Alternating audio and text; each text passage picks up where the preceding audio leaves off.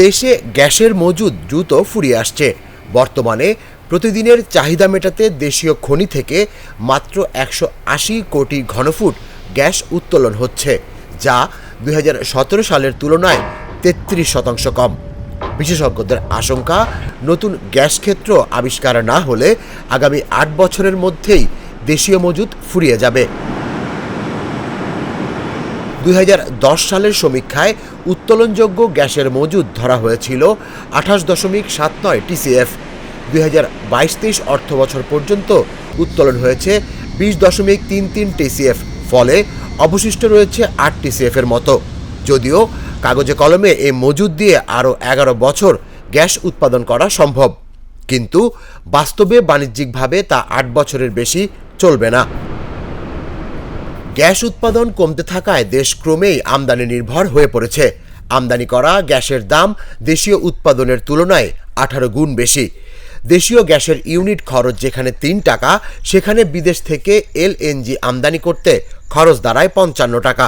এতে বৈদেশিক মুদ্রার রিজার্ভে চাপ তৈরি হচ্ছে। বাড়ছে জ্বালানি ও নিত্য প্রয়োজনীয় পণ্যের দাম। অর্থনীতিবিদদের মতে, বিনিয়োগ আর শিল্প উন্নয়নে সবচেয়ে বড় চ্যালেঞ্জ এখন জ্বালানি সংকট। সাশ্রয়ী মূল্যে নিরবিচ্ছিন্ন গ্যাস সরবরাহ না হলে নতুন শিল্পে বিনিয়োগ ব্যাহত হবে, সংকুচিত হবে কর্মসংস্থানও। পোশাক খাত সহ রপ্তানিমুখী শিল্পে প্রতিযোগিতা ধরে রাখতে গ্যাসকে সুলভ রাখতে হবে। সরকার গ্যাস উৎপাদন বাড়াতে 3টি কৌশল নিয়েছে। তা হলো বিদ্যমান কূপ সংস্কার, নতুন কূপ খনন এবং স্থল ও সমুদ্রে অনুসন্ধান বাড়ানো।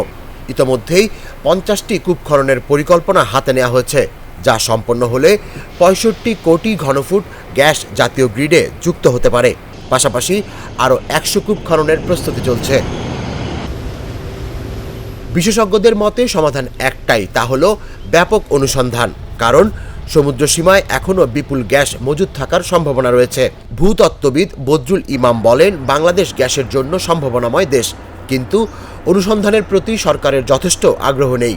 এখনই উদ্যোগ না নিলে অর্থনীতি বড় ধরনের সংকটে পড়বে। গ্যাস কেবল রান্নাঘরের চুলা জ্বালায় না, এটি বিদ্যুৎ, শিল্প আর রপ্তানির মূল চালিকা শক্তি। এখন প্রশ্ন হলো, বাংলাদেশ কি সাশ্রয়ী ও নির্ভরযোগ্য গ্যাস সরবরাহে সময়মতো পদক্ষেপ নিতে পারবে, নাকি জ্বালানি সংকটে অর্থনীতি হয়ে পড়বে আরও অস্থির? তুষার ইসলাম, জাগো নিউজ, ঢাকা।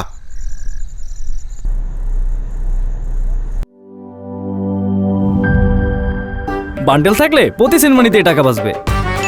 বিকাশ সেনমানি বান্ডেল কিনে জিতুন প্রতি লেনদেনে।